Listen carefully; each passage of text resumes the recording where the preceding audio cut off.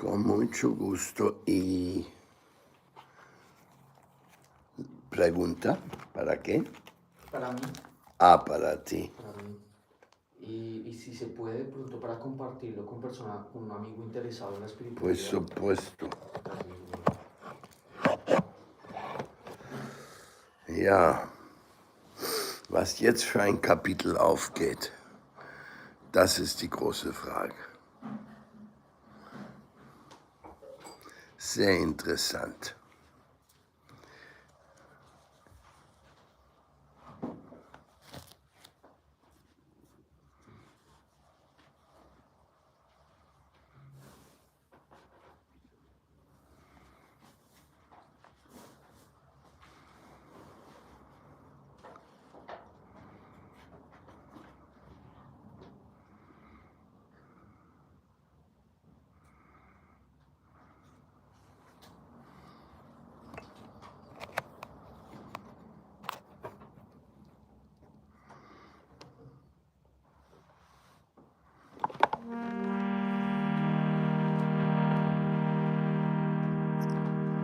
Kavi Gauravani Shuraduni Tate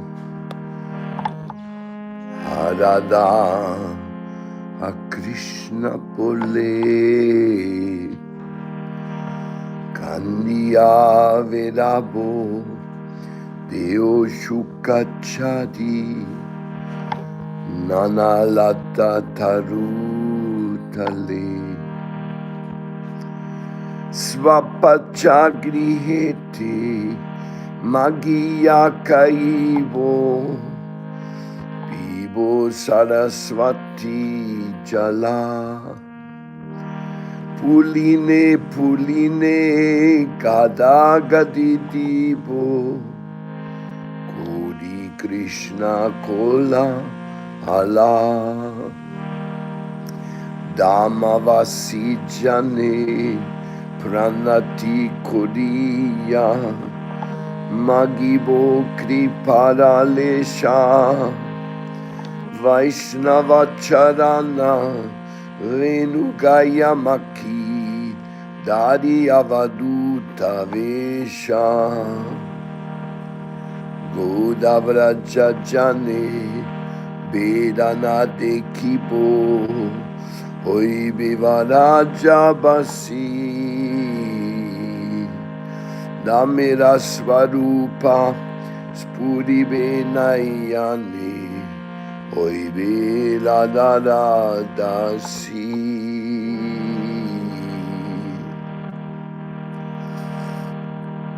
Hare Krishna, Krishna Krishna, Hare Hare, Hare Rama, Rama Rama, Hare Hare, Hare Krishna, Krishna Krishna, Hare Hare, Hare Rama,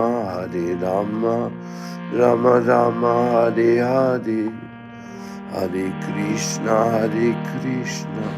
Krishna Krishna, Hare Hare, Hare Rama, Rama Rama, Hare Hare, Hare Krishna, Krishna Krishna, Hare Hare, Hare Rama, Rama Rama, Hare Hare, Hare Krishna, Krishna Krishna, Hare Hare, Hare Rama, Rama Rama, Hare Hare, Hare Krishna, Krishna Krishna, Hare Hare, Hare Rama, Rama Rama, Hare Hare, Hare Krishna, Krishna Krishna, Hare Hare, Hare Rama, Rama Rama, Hare Hare, Hare Krishna, Krishna Krishna, Hare Hare, Hare Rama, Rama Rama, Hare Hare, Srila Prabhupada Patita Pavana, Srila Prabhupada Patita Pavana, Srila Prabhupada Patita Pavana, Srila Prabhupada Patita Pavana.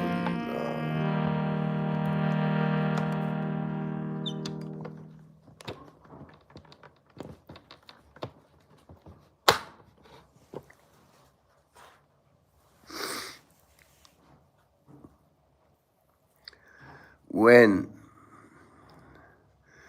will I be crying in the shade of different trees and bushes on the bank of the Ganga in the land of Navadvip?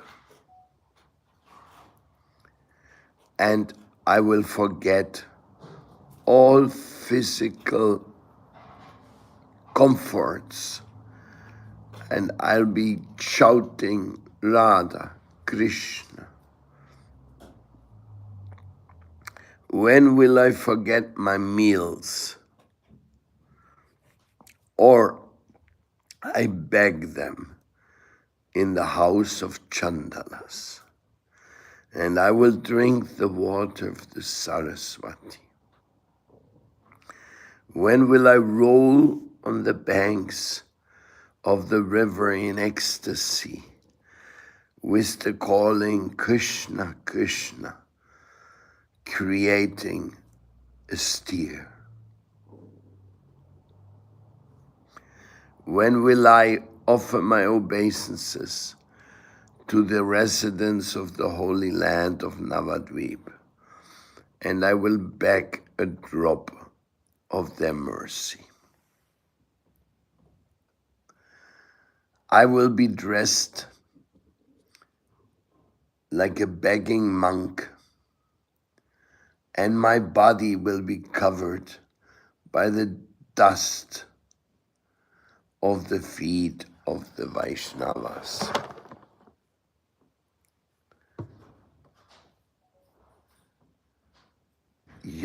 I will not make any difference between the residents of Brajabhumi and the residents of Navadvip.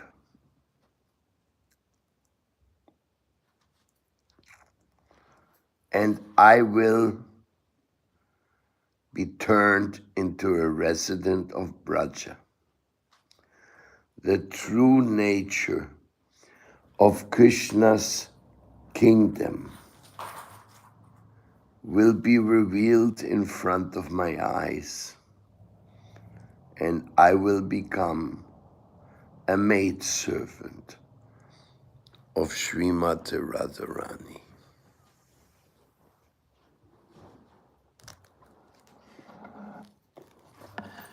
This is a very extreme song.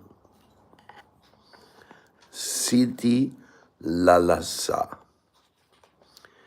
It's from the book Sharanagati of Srila Bhaktivinoda Thakur.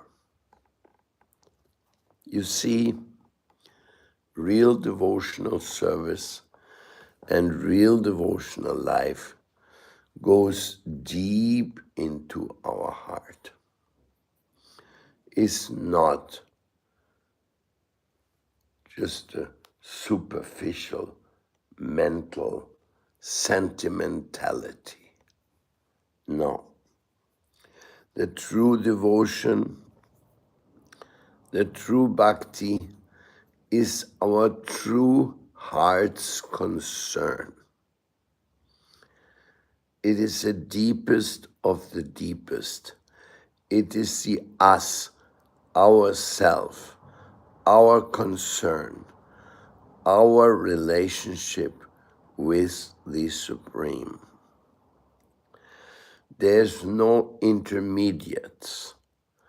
I mean, no intermediates in the sense of the urgency. Only the Supreme Lord Paramatma and his devotees can respond to our dire need. And that dire need in bhakti is this utter humility of feeling dependent on the divine grace. Causeless grace, divine grace. I have zero merits. I am not qualified, but I do aspire for the highest, to become a maidservant of Srimati Radharani, to not stay anywhere else, to not be sidetracked, to not be enamored by anything else except becoming a maidservant of Srimati Radharani. This is a kind of a desperate approach. Why? Why should I become qualified to become a maidservant of Srimati Radharani? I'm lost in the world of foolishness. I've longed for the most silly things like money, pleasures, fame, in the world of the idiots. I've competed. I've given up my sense, my common sense. I've given up my good association. I have come into contact with the mundane world of billions of pricks and tortures of the ants of the construction of the material desires. Each ant is biting us in diverse situations, and still we cannot give it up. We cannot turn our back to the material world. So deeply enamored we are with matter. And how will we now aspire or become qualified to aspire to become a maidservant of Srimati Radharani? This is like, it's like an ant touching the moon or something like that. Oh, the moon, there's there. Yeah, let me try to touch it. We have no access. We have no qualification. But still we have heard from the great devotees that they want to become maidservants of Srimati Radharani. That's the only thing they want. Then who am I? What am I going to aspire for? The same high Hoibo Radharadasi, that same prayer from my Guru Varga, from my spiritual master, that same cry, am I going to repeat it like a parrot without any deeper understanding? Unfortunately, my situation is desperate. But in desperateness, there is one good thing, and that is that in total dependence, in total disqualification, I cannot but cry out for this exclusive mercy. What else am I going to cry out for? For going to Svarga and wasting time with demigods? For going to yogic cities, to Siddhaloka, Tapaloka, and to hang around with great renunciants who are conquering the fields of desire by becoming deeply absorbed in divine substances without the fullest dedication and love, or to go to Brahma Loka, to become enamored with the Creator's job. No, sorry, I've become a Bhaktivinodadara. I have become a follower of Srila Bhaktivinoda Thakur. I've become a follower of Srila Rupa Goswami. And then I'm lost, because they only aspire for becoming the Radharani's servants. That's what they aspire for. So what else I can do except to follow them? But because of my deepest disqualifications, I can only cry. Cry, cry, and cry. And that's how this song starts. When will I be crying in the shade of the different trees and bushes on the bank of the Ganges in the land of Navadvip? And I will forget all my comforts, and I will simply shout, O Radha, O Krishna. I will take my food in the house of Chandalas, begging and drinking the water of the Saraswati.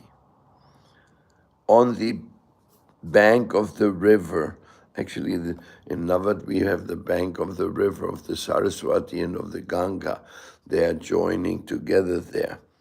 And we are situated right in the between of those two rivers. Sometimes I go to Saraswati, sometimes I go to Ganga. Sometimes I swim down in the Ganga, and when I reach the mouth of the Saraswati, I swim inside of the mouth of the Saraswati, and I swim up all the way to the Saraswati Kunja, which is our Mataji ashram.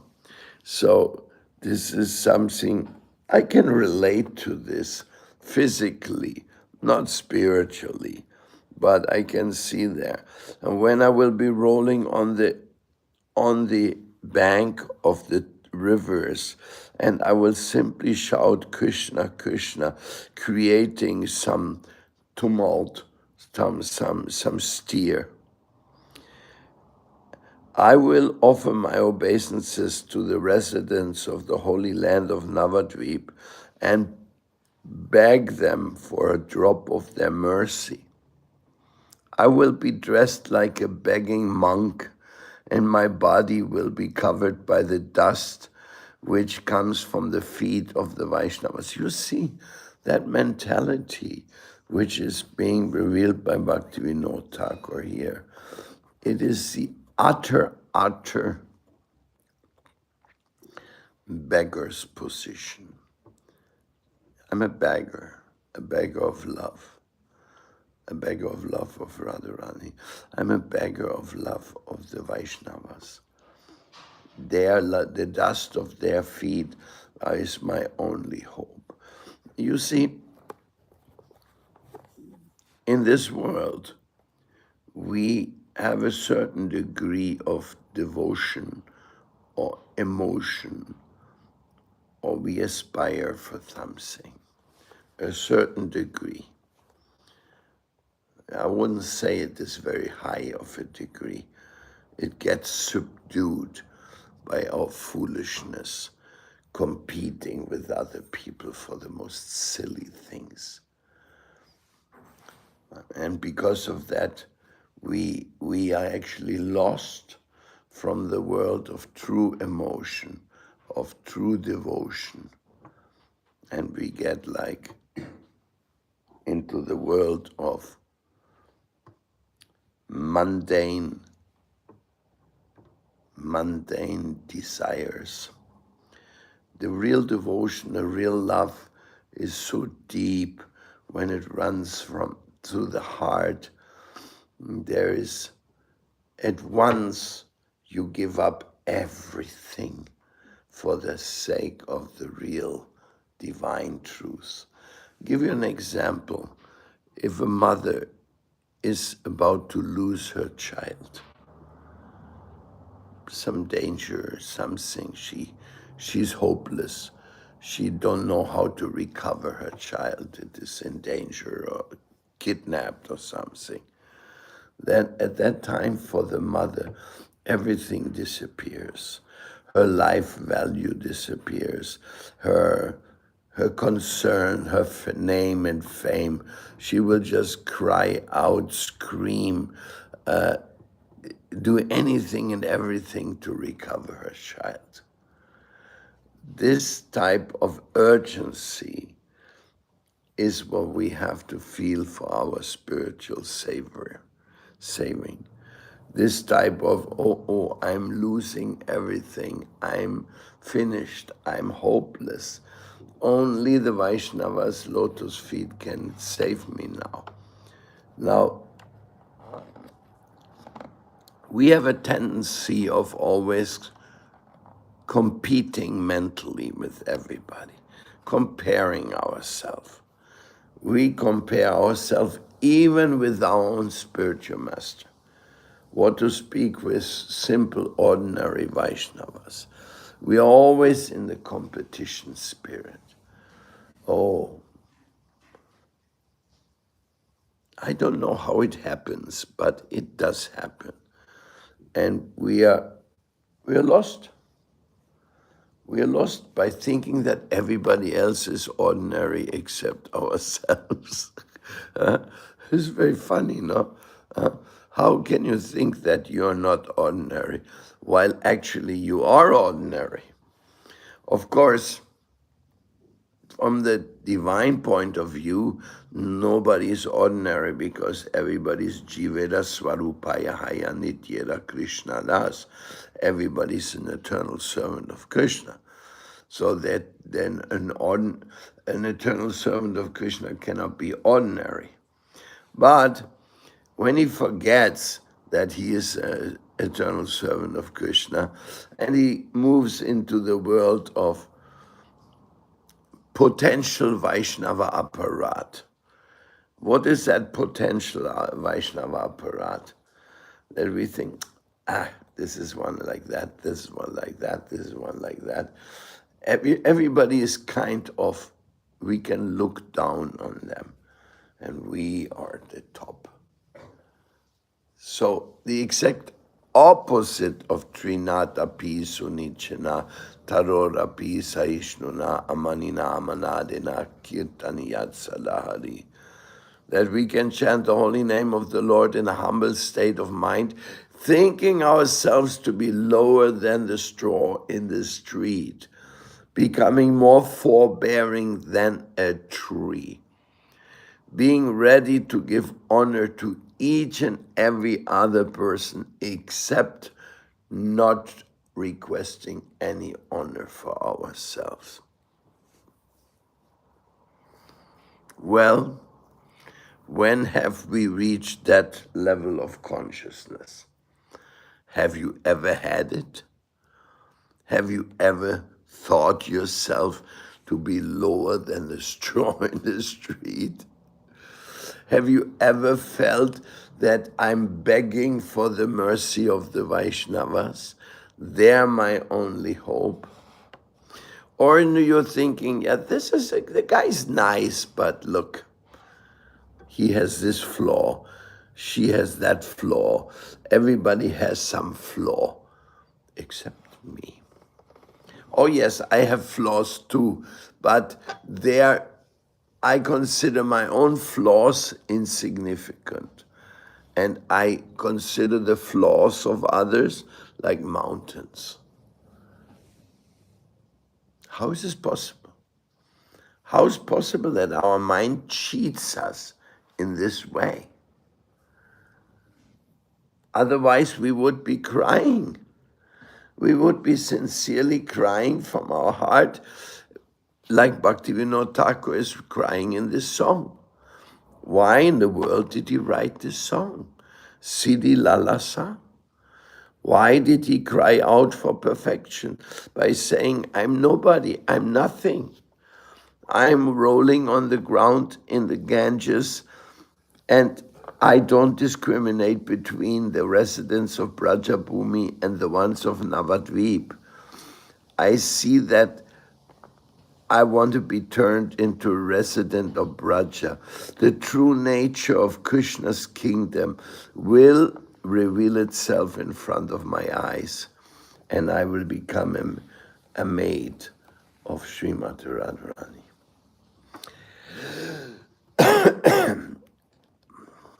I consider this song, the message, an urgent call to my heart, not to your heart. You may read it one day and you may feel like this also. That's up to you. I just read this song this morning and I sang it for you because it came my way. And as it came my way, and I'm on my way to Vrindavan and to Mayapur, as it came my way on my way, it just makes me realize that I'm a little nobody. And I'm simply going there as a beggar of love. No reason to be arrogant. No reason to be thinking that I will be able to do any service there.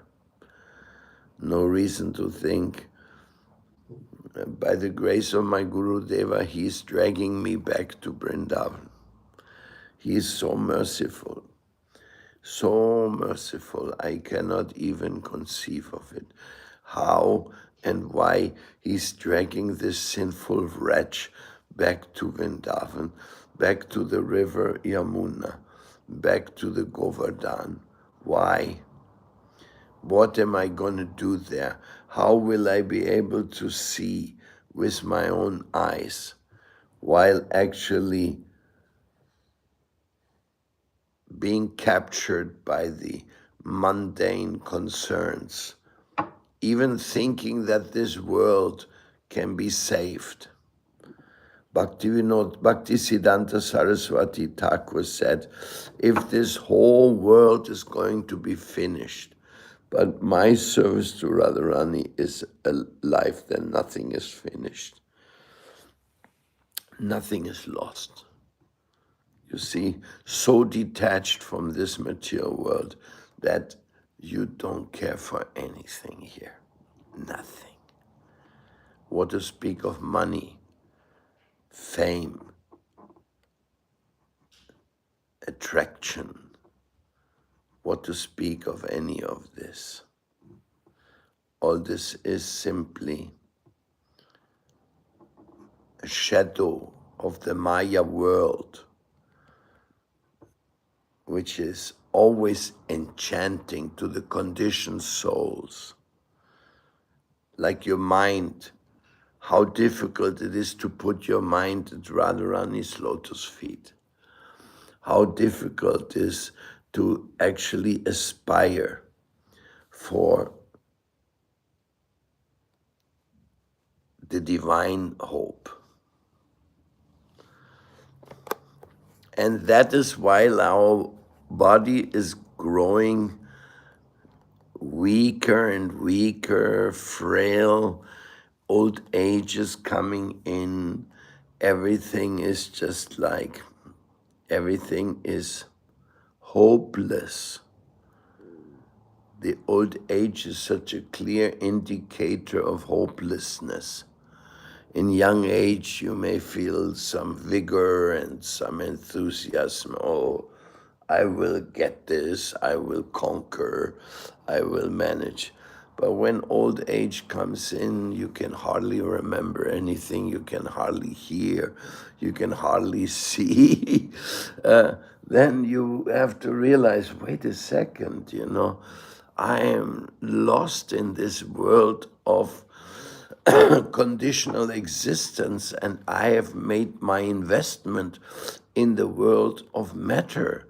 I have not made my investment in the world of spirit and love. Still, I'm hoping for some material improvement. Still, I'm hoping to gain some money. Still, I'm hoping to get some recognition. Still, I'm hoping to have comforts. How you will have comforts in an old body? Everything pains, everything is difficult. Only to walk up the steps to the second floor, already your knee is paining.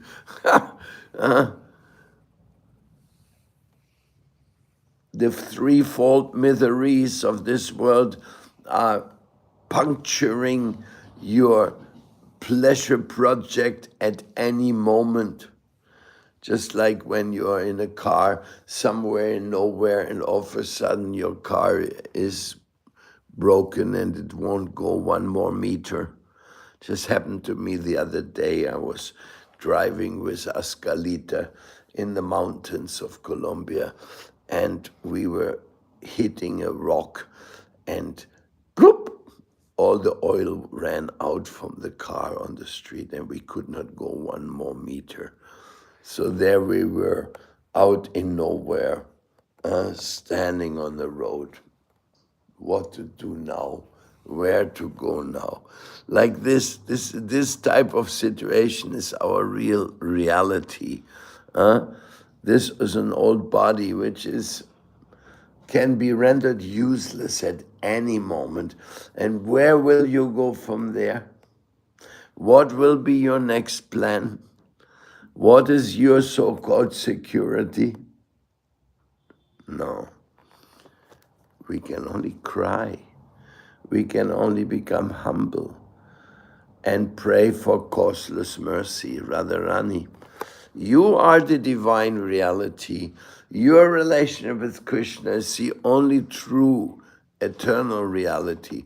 I want to be there with you and be a servant of you. You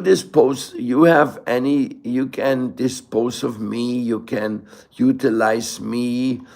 I have no argument, I have no condition, I have no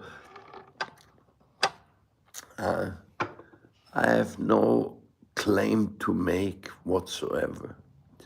But I can pray. I can pray for that mercy.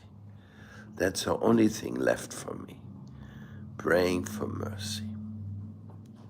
Just like when we were out there in the street, thinking, now what will happen to us? This car is not going to run anywhere. So not only that, we have to get a truck to carry that car somewhere to be fixed. And we have to carry our bodies somewhere to do our service. And it was night, it was getting dark. Anyhow, Krishna always makes some arrangement, and this is just a meaningless situation. I'm just giving an example that old age is like an old car. Won't carry you too far. So be ready to give up this body and go on. But when you're attached to this body, how will you give it up? Only when you're kicked out, then finally you will say, hey, that body's finished. That body won't go nowhere anymore. So now where are you going? Where are you taking shelter? This is all about taking shelter, you know. Spiritual life is about taking shelter. Forget your money in your bank. Forget your prestigious job where they give you honors. Forget your healthy body and your strength to go up a mountain. Forget it all. Just realize your utter dependence on mercy. Now, when I'm young and strong, how can I get that type of consciousness? Well, if you read the books, if you read the songs, this is not only for old people, this is also for young people. Besides that, use Is it not the illusion? We can die at any moment. How many people leave the body in young age? So we should not think, oh, I have a guarantee of another 50 years in this world. Forget it. We have no guarantee of one more meter of existence except by mercy. We are living by mercy every given moment, every given second. So I'm actually surprised that by the grace of Krishna, it looks like tomorrow I'll be in Vrindavan at this time. It's unbelievable to me. It is unthinkable. Tomorrow, 24 hours from now, I'll be in Vrindavan. But will my heart be in Vrindavan? Will be my service? Will I be in Siddhi Lalasa, in the mood of Bhaktivinoda Thakur? Or what is my mind going to do there? How is my mind going to think, oh, now I'm Vrindavan, how I can make this place comfortable for me? No. When you see the beggars in Vrindavan sitting in front of the temples, you think, oh, how they are sitting here so happily and chanting, Radhe, Radhe, Radhe, Radhe, give me a rupee. Put a little rice in my bowl. Radhe, Radhe. And all the beggars are smiling. And you are going around thinking, oh, I'm the master of the situation. Because I have not become humble to understand that each one of these beggars can give me love of Krishna, which I don't have, because they're here. They're the residents of the Dham. They have come here to give up everything except service to Radharani. That is the only thing they are praying for. So, in other words, my dear Lord Sri Krishna, my dear Srila Prabhupada, you have made all this divine plan to bring us to Vrindavan. And don't forget, please, Vrindavan is a state of consciousness. So you can be in Berlin and Vrindakunja. Also, you can be in Vrindavan. Don't think that Vrindavan is only by physically going there to Vrindavan. That's great.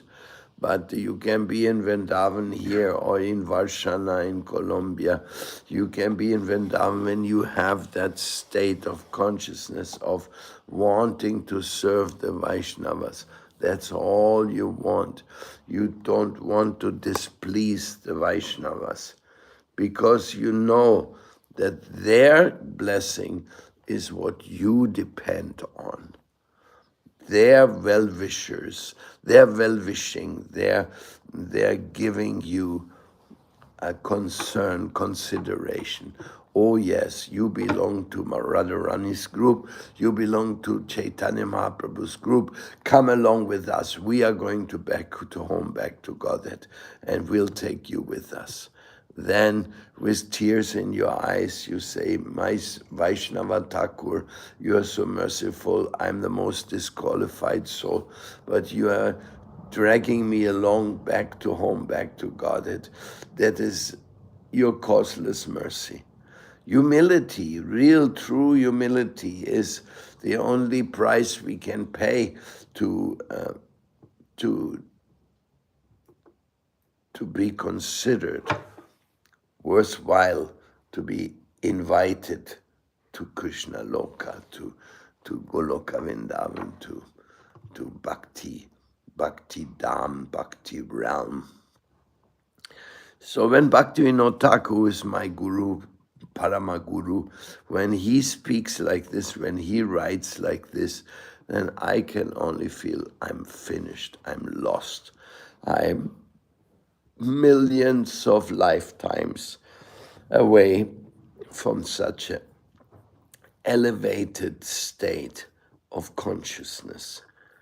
But even though I'm that far away, I can already already aspire for entry into the realm of true bhakti. It's the realm of true bhakti, pure bhakti. No desires, no business mentality, nothing. Only for the sake of Sri Krishna's seva. You see, we have Vrinda Kunja, Yamuna Kunja, we have in India something to look after. This is also dangerous because we get some kind of ego, like we have a place. But actually, all we have is a service to the Dham, a service to the Dhambasis, a service to the Acharyas. We are going to visit great Acharyas like Gopananda Bon Maharaj, Premananda, and other Vaisnavas who are moving around the Dham doing different things. Some of them may be very elevated, some of them may not be so elevated, but one thing is for sure, I'm not elevated at all. That I can know for sure. So therefore, all of them, they can give me blessings and they can give me a chance to do some seva, some little seva, that while I'm in the Holy Dham. Like actually, Prabhupada told us we should only be 3 days in Vrindavan. He says after 3 days, your mind becomes offensive. You start thinking all kinds of nonsense things. So better move on and do Sankirtan. Go out on book distribution. Go preach somewhere. Don't fool yourself. I'm in Vrindavan. I'm becoming a bridge basi or something like that. No, this is very elevated. So, but if we do have some constructive seva to do in Vrindavan, if we have something to do, then we are allowed to stay more time in Vrindavan. Only for that sake of doing some seva, something special. And you can apply that even to living in temples. If you're living in temple, then you should think, oh, I'm allowed to do some seva here. Otherwise, I don't belong here. This is not my place. I'm a mundaner. I'm a servant of name, fame, glory. It's the same old story. You're working hard like an ass for nothing more but grass. That's who you are. So why you are in the temple, what business you have there? Well, maybe you have no business there, but you have mercy. Now you have to capture that mercy and keep that mercy by becoming a very, very important member of the devotional realm. Becoming a very, very important sevaka, servant. Only when you're a sevaka in the temple, you deserve to be in the temple. If you don't feel like a sevaka, if you're some kind of master, then it's only a question of time. Maya is going to grab you and pull you out and put you into that reality of your exploitation. So Vrindavan, wherever you are in Vrindavan, which Vrindavan embassy you are in, like here you're in Berlin, you're in the Berlin embassy of Vindakunja. It's also called Vindakunja or Radha Govinda Mandir. Yes, there's so much to be done. We can also keep this place very beautiful. Gaur Govinda, so beautiful, we can keep it. We still have to clean up this whole mess there on the other side, where they threw everything which we dragged out from one side. It has to be organized. We can make the basement a nice preaching center here. We can finish this restaurant area for the preaching on Sundays. We can finish to make the yoga room, which is there, all ready to be done. There's so much to be done, It's not that there's no service to be done in Vindakunja. It can be improved so much, and it should be improved by our endeavor. With the sweat on our forehead, we should see, yes, I want to do it. I want to do it. Don't be indifferent. Don't run around. Let Krishna take care of it. Krishna takes care of it through his devotees. He takes care of it through you. You become the part of the solution.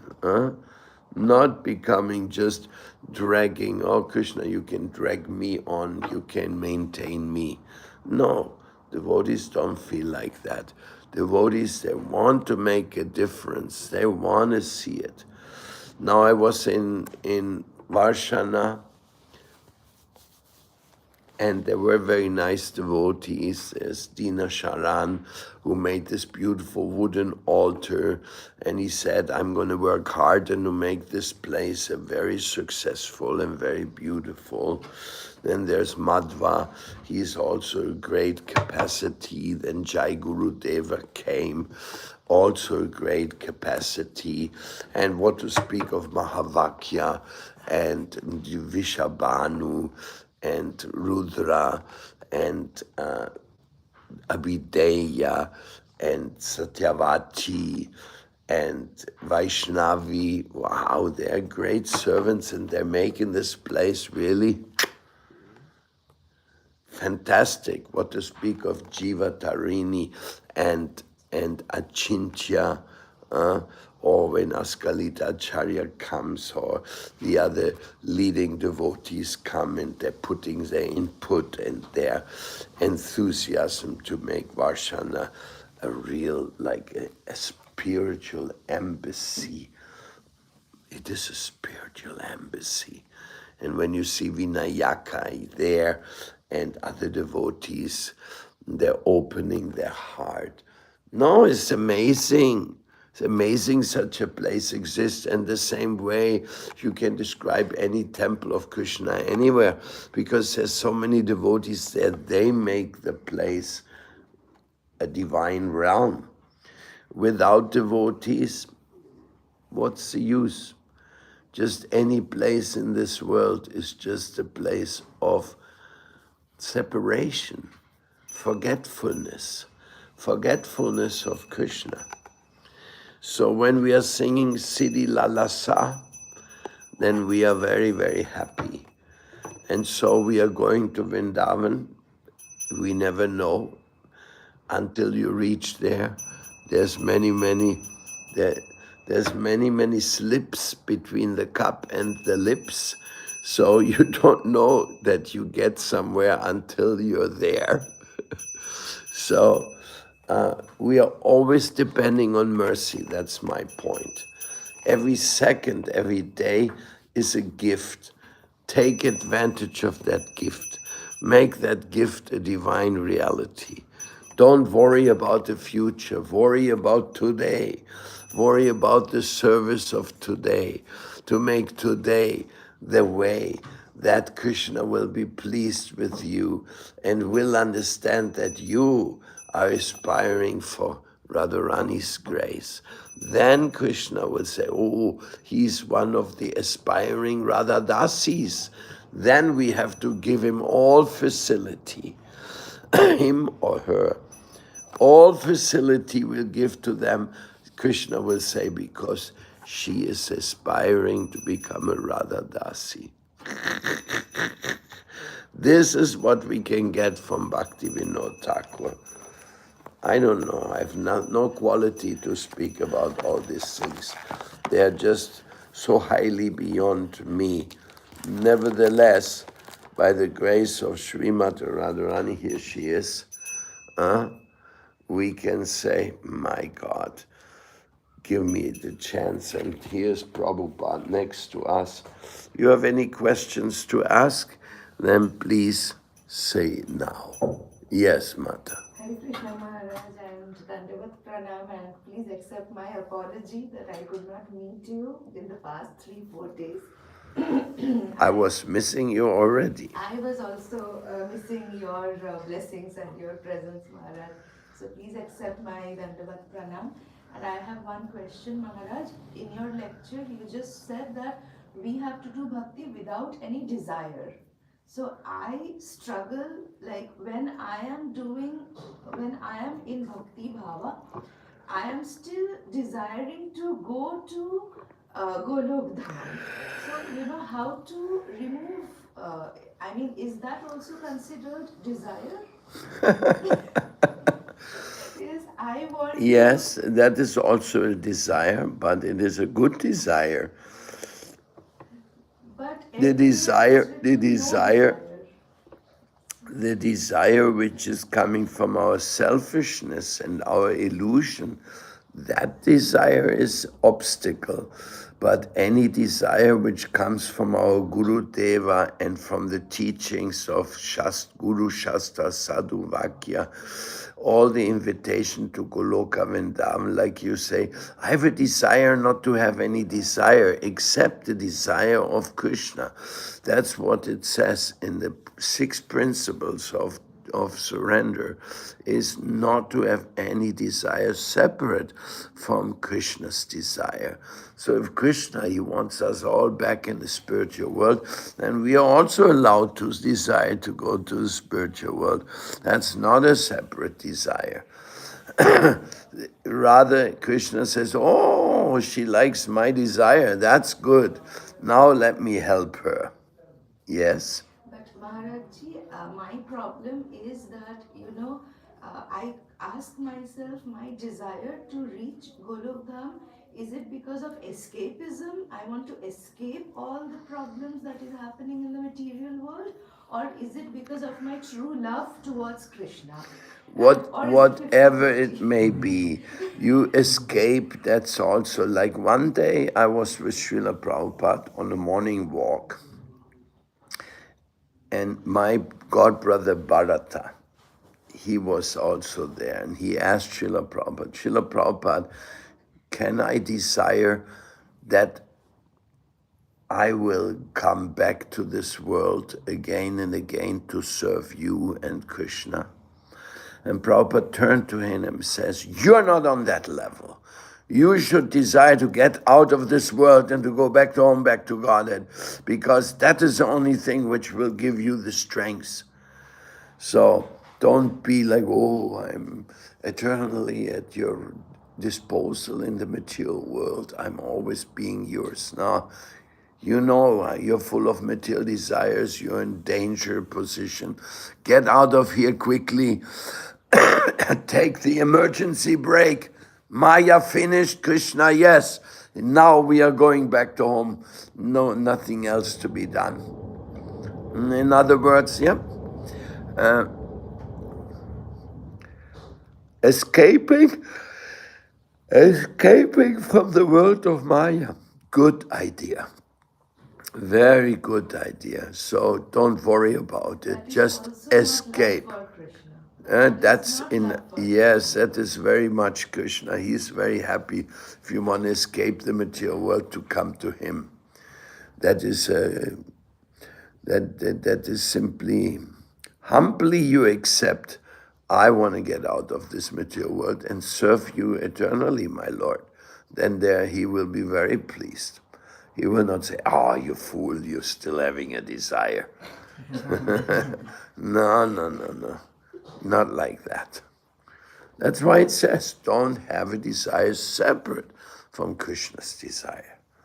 Krishna's movement, Radharani's movement, Mahaprabhu's movement is all about to get us. It is their desire to get us out of here.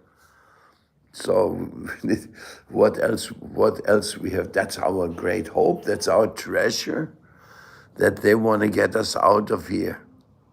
It's really our treasure. And going back to Vrindavan like I'm going tonight is the greatest of all treasures, because in Vrindavan even that service can multiply by 1,000 times. That's why it says, if you're in the Holy Dham, your piety increases by 1,000 times, but your mistakes, your aparat, also increases 1,000 times, so one has to be very careful. So if I make one aparad in Berlin or one aparad in Delhi or one aparad in Kolkata, and if I make the same aparad in Vrindavan, It's then 1,000 times worse. Okay. Yes, that's what our gurus teach That's us. why we should ideally only stay for 3 days. If giving service, then I can stay more. But if Exactly, you got it. In the song, it says the Sopa Chagrihete that Srila Bhaktivinoda Thakur wants to take the remnants from the Chandalas, right? So, well, it's foolish, I think, my question, but like, what does he mean? Like, even meat taking from them? Like, No. It is by the high Brahmin standards. He will only eat what he cooked himself, or he will only eat from another Vaishnava's hand. But the residents of Vrindavan and Mayapur, they're so elevated that even if I take food from the house of a Chandala, I will get their blessings because they're the residents of the Dham. This is the meaning of this. Of course, not eating impure food. No, not like that. But sometimes the caste consciousness is, no, I will not eat in the house of a low-class person. But he's not seeing any low-class person. He's seeing only Dambasis, and I'm getting their mercy. Very good point. We have to analyze the real meaning of these things. When I'm in Vrindavan, I met some caste Goswami. I was cleaning the temple of Gopinath. The temple of Gopinath was a big mess, filthy. And I'm a little friends with the temple owners. So I said, let me clean this out. I don't like it. And they said, okay, you do. So I was cleaning out. You cannot imagine. There was like a huge kitchen filled with dirt and nonsense.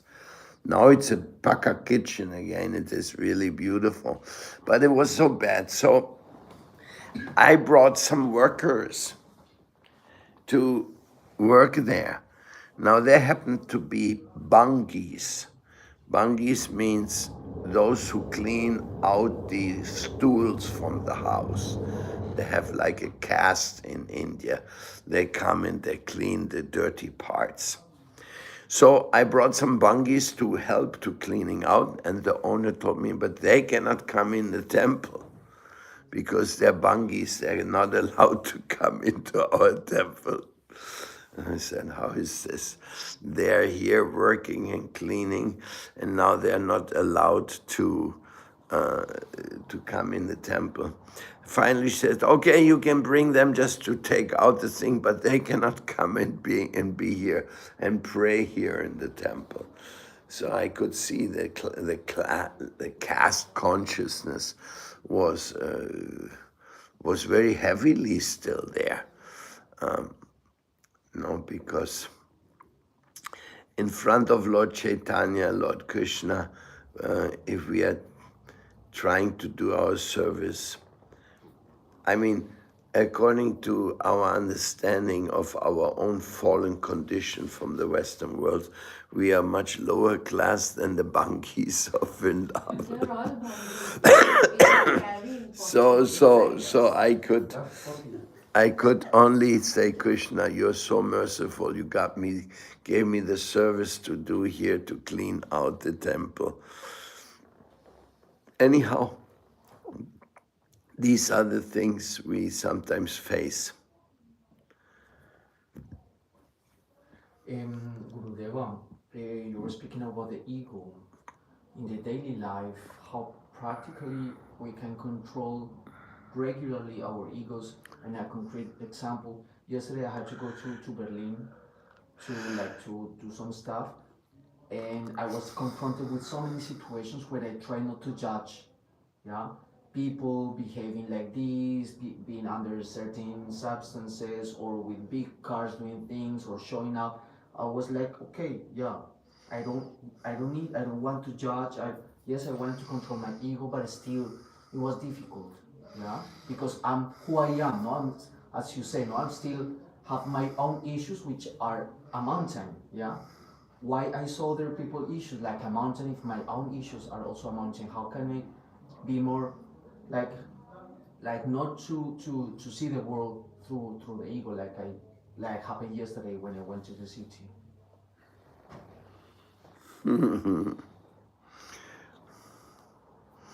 Trinata Pisonichena sloka, that goes for every devotee at any age, old age or young age. We should become very humble state of mind. So we should, as far as the ego is concerned, we should always curb our ego and understand that we are in the material world is full of karma, action, reaction. There's so many tests we have to pass, but we should always be humble. That is the best method for us to make spiritual advancement. Just because we meet other people with big ego doesn't mean we should also react in the ego level. Should feel, oh, people in this world suffer so much by their ego. Anyhow, here we are finishing now. Srila Prabhupada Ki Jai.